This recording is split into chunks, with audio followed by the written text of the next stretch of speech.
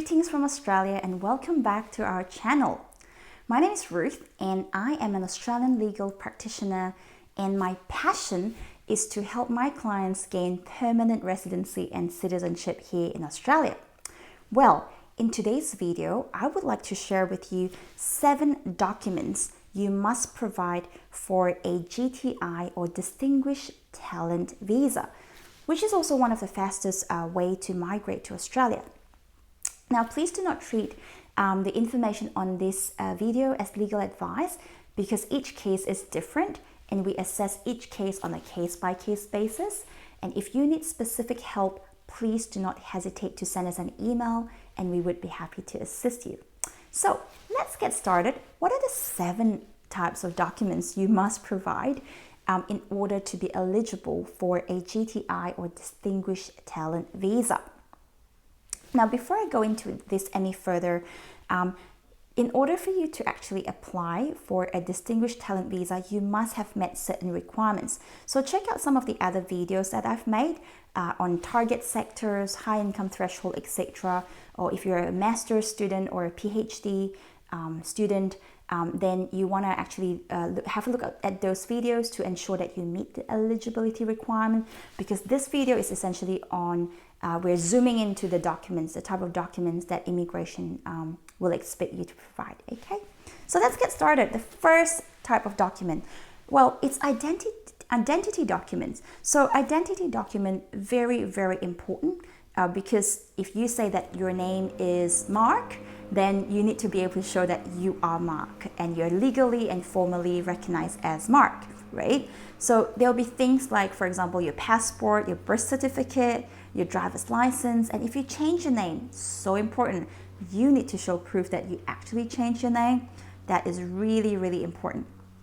Or it could be a marriage certificate or a divorce certificate or a change of name document, and documents to show the other names that you have been known by. So the name is really, really important when it comes to applying for your visa.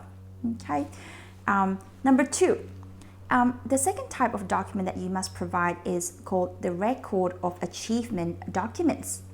For example, they could be qualifications, awards that you are internationally recognized in your field.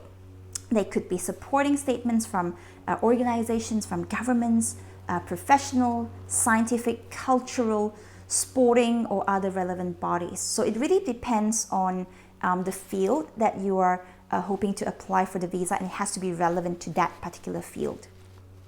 It could be documentary evidence which demonstrate an exceptional and outstanding record of achievement that positions you amongst the very best in your field. So very, very important to show that evidentiary proof that you're exceptional and you're outstanding in your field. Evidence supplied to support your record of achievement must also demonstrate that you're current in the industry. So what that means is usually within 2 years, just before you apply, you need to show that you've been actually working in that field. It could include like a reference letter from a person or organization who is qualified to assess your claims. It could be profile of your achievements in such as media, magazines, newspapers, TV programs that you've made to. So if you're younger than 18 or older than 55, you also need to prove that you will be of exceptional benefit to the Australian community. Okay, so the third type of documents would be your nominator's documents. So this is really important. Your nominator will have to fill out a specific form. They must confirm and support your claim. So generally, the nominator will have to be someone who is in the same field and has the same national reputation pretty much in Australia. So that's really important, and they will have to be an Australian organization or an Australian citizen or permanent resident in the same field, or an eligible New Zealand citizen in the same field. Number 4, you must show that you have the ability to establish yourself in Australia.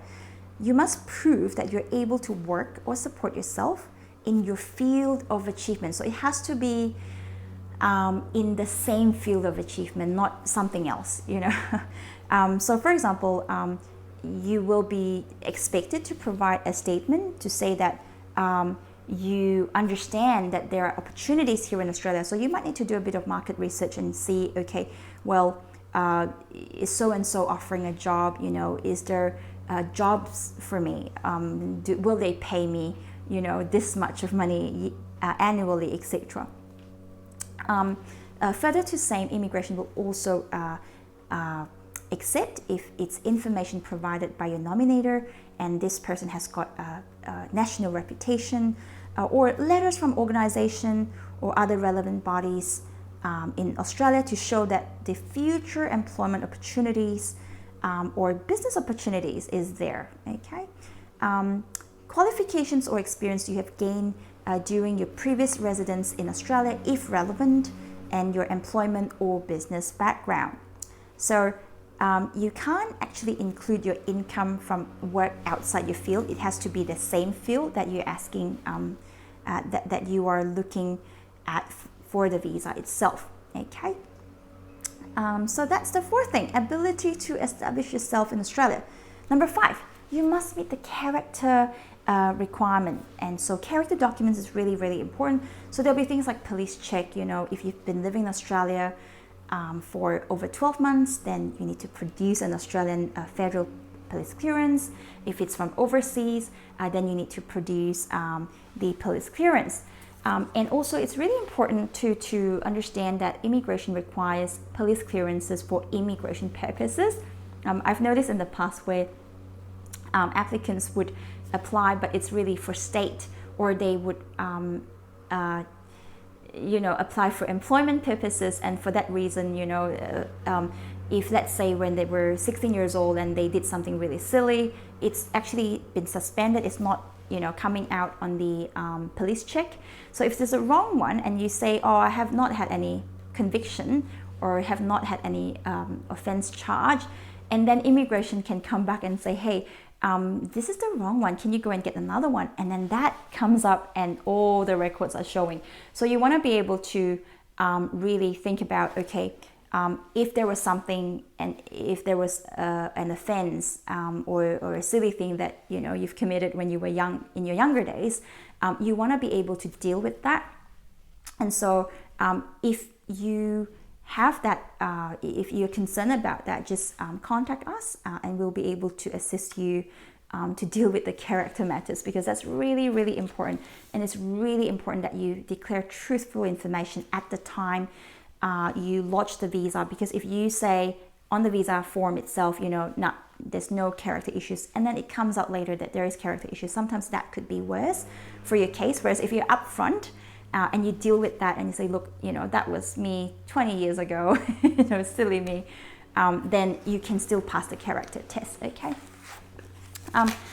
Number 6, English documents. So basically, you must prove that you have at least functional English.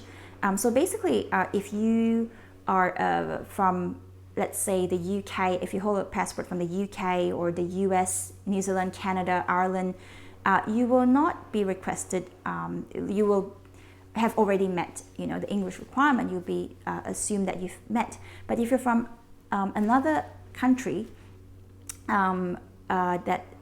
where you do not, use English as your first language, then you will be expected to provide evidence of functional English, which also means that you may have to sit for an English test. In some cases, you can actually be exempted if you pay a second installment for for yourself or for a family member. Essentially it's going to cost you additional money, but that could mean that you are exempted from the requirement. And finally, number 7, if you're including your family, you must show that you've got that link between you and your family. For example, if you have a spouse or if you've got dependent children, you must be able to prove legally that you are, it's part of the same family unit. Really, really important. So for example, if your spouse and you, let's say you've been together for say 2 years, then immigration will expect that you show your marriage certificate you will, unless if you're a de facto couple, then you will be requested to show other documents like your joint bank account. So usually they'll look into 5 things. For example, you know, the nature of your household, the nature of your commitment, your finances, you know, whether you have any joint responsibilities, insurance, you know, things like that. So really, really important. And if you would like to include the children, then they must show that they are dependent on you, and they must also meet the age requirement. So, well, those are the 7 types of documents that you will need to look out for when applying for a distinguished talent visa under the GTI stream. And I hope that was helpful to you. And if you need help from us, please do not hesitate to drop us an email on the email address below, and we would be happy to assist. But otherwise, thank you so much for taking the time to watch this video, and we wish you the very best in your future endeavors. Thank you.